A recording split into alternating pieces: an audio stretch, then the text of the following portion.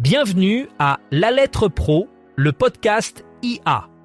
Le podcast qui vous apporte chaque jour l'actualité professionnelle sur la radio et le podcast, automatisé par l'intelligence artificielle. Je suis Brulatour, le rédacteur en chef de La Lettre Pro. Aujourd'hui, nous vous proposons un aperçu des titres marquants du jour. Nous allons commencer par examiner comment Observador, Renascença et Radio Comercial dominent actuellement les podcasts au Portugal. Selon une étude de Marktest, ces trois marques, aux côtés d'Expresso et SIC Noticias, ont concentré la majeure partie des téléchargements de podcasts en février 2026. Observador mène avec un score de 3.12, suivi par Renascença à 2.55 et Radio Comercial à 1.54. Ce succès témoigne de la popularité croissante des médias audio numériques au Portugal et de l'intérêt soutenu pour le contenu de qualité offert par ces plateformes. Spotwise, la start-up spécialisée dans la publicité audio, se positionne comme un acteur incontournable de la publicité radio. Grâce à sa technologie avancée, Spotwise offre un suivi en temps réel des campagnes publicitaires, permettant ainsi aux annonceurs de maximiser leur retour sur investissement. La société, dirigée par Roberts Ernest Levix, utilise l'intelligence artificielle pour analyser et optimiser les données publicitaires, garantissant une diffusion ciblée et efficace des messages. Spotwise se distingue par sa capacité à s'adapter aux besoins spécifiques de chaque client, tout en fournissant des rapports détaillés sur les performances des campagnes. La vision de Spotwise est de transformer le paysage de la publicité audio en offrant des solutions innovantes et personnalisées, assurant une visibilité accrue pour les marques qui choisissent de collaborer avec elle. La Corlab sera présente à la première édition du Festival des médias indés qui se déroulera les 11 et 12 avril à Rennes.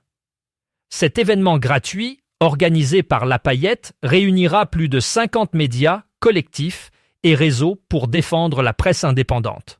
Au programme, des tables rondes, des émissions en direct, des expositions et des rencontres. Une table ronde intitulée « Radio locale et associative, 40 ans de combat » et demain se tiendra le samedi 11 avril à 15h au Lavoir, salle Thalie. Olivier Grieco, coordinateur de Radio Cause Commune, Paris 93,1 et Patricia Koller, déléguée générale de l'UFISC, échangeront sur la place des radios libres dans le paysage médiatique actuel. Ils aborderont les enjeux politiques, économiques et médiatiques qui influencent leur avenir ainsi que leur rôle dans le pluralisme et l'indépendance de l'information. L'année 2026 marque les 40 ans de la loi du 30 septembre 1986 relative à la liberté de communication. Cet anniversaire est l'occasion de réfléchir à la trajectoire des radios associatives, de leur conquête des ondes à leur situation actuelle.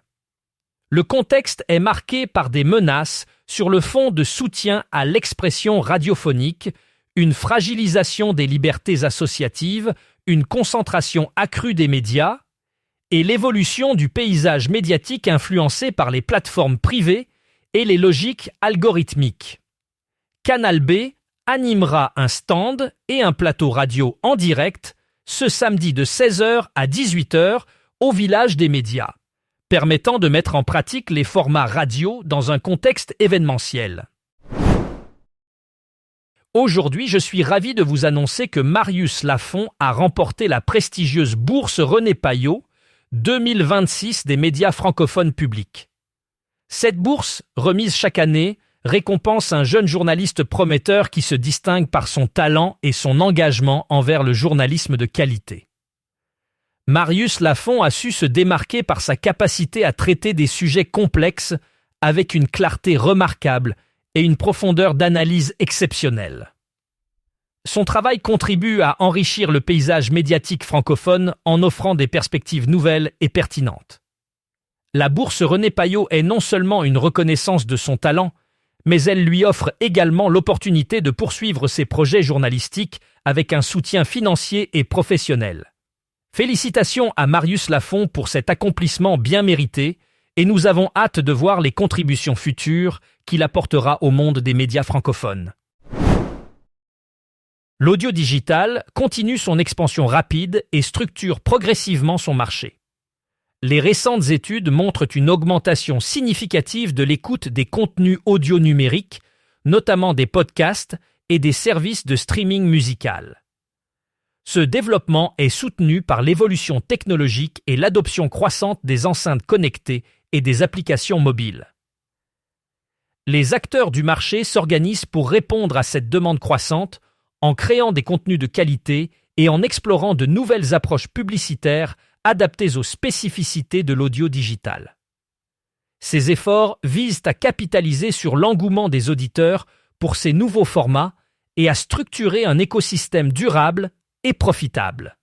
L'audio digital représente désormais une part essentielle du paysage médiatique, offrant de nouvelles opportunités tant pour les créateurs de contenu que pour les annonceurs souhaitant toucher un public de plus en plus connecté et diversifié.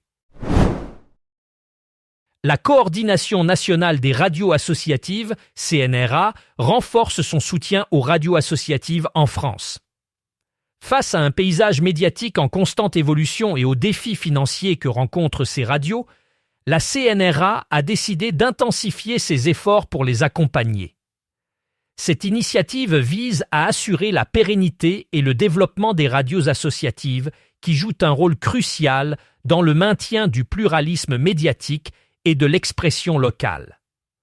En se concentrant sur le renforcement des compétences des équipes, l'aide à la gestion financière et le soutien à la création de contenus de qualité, la CNRA aspire à consolider le secteur des radios associatives. Des ateliers de formation, des sessions de partage d'expériences et des conseils personnalisés font partie des outils mis à disposition pour aider ces radios à surmonter les obstacles qu'elles rencontrent. La CNRA s'engage ainsi à être un partenaire de confiance pour les radios associatives en les soutenant dans leur mission d'information et d'animation. La maîtrise de Radio France célèbre ses 80 ans en 2026 avec un week-end événement les 11 et 12 avril, accompagné d'une programmation spéciale sur France Musique du 8 au 11 avril. Cette formation, qui accueille 160 élèves âgés de 8 à 18 ans, incarne un modèle structurant pour la création et la transmission dans l'audio public. Fondée en 1946, la maîtrise offre gratuitement à des enfants un parcours musical et scolaire reposant sur le principe du mi-temps pédagogique. Elle est implantée sur 2 sites, à Paris et à Bondy. Et chaque année, ses élèves participent à 30 à 40 concerts. Le week-end anniversaire comprend plusieurs concerts, dont Se retrouver pour chanter le 11 avril et Maîtrise All-Star le 12 avril. France. Musique accompagne cet anniversaire avec des émissions spéciales, mettant en avant l'histoire et les engagements de la maîtrise. Ce dispositif continue de renouveler les pratiques artistiques au sein de l'écosystème radio. Arthur Soria, directeur général de l'ACME Productions, a récemment partagé sa vision unique du podcast lors des Radio Days Europe. Selon Arthur, la clé du succès réside dans l'authenticité et l'engagement envers le public. Il insiste sur l'importance de créer un contenu qui résonne avec l'audience en mettant en avant des histoires captivantes et des voix authentiques. Arthur souligne également l'importance de la qualité de production, affirmant que les auditeurs sont de plus en plus exigeants quant à la clarté sonore et à la présentation générale des podcasts. Il recommande aux producteurs de podcasts de se concentrer sur l'innovation, d'oser expérimenter de nouveaux formats et de ne pas hésiter à prendre des risques créatifs. Enfin, Arthur Soria met en avant le rôle crucial de la promotion et de la distribution pour atteindre de nouveaux auditeurs, en utilisant des stratégies de marketing efficaces et en exploitant les plateformes numériques pour maximiser la portée des podcasts. L'audio digital est en plein essor, mais peut-il vraiment se substituer à la radio traditionnelle ? La réponse est non. En effet, bien que l'audio numérique offre une variété de contenus à la demande et une accessibilité sans précédent, la radio garde une place essentielle dans le paysage médiatique. Pourquoi ? Parce que la radio offre une connexion en temps réel avec les auditeurs, une communauté autour des émissions en direct et une présence locale souvent irremplaçable.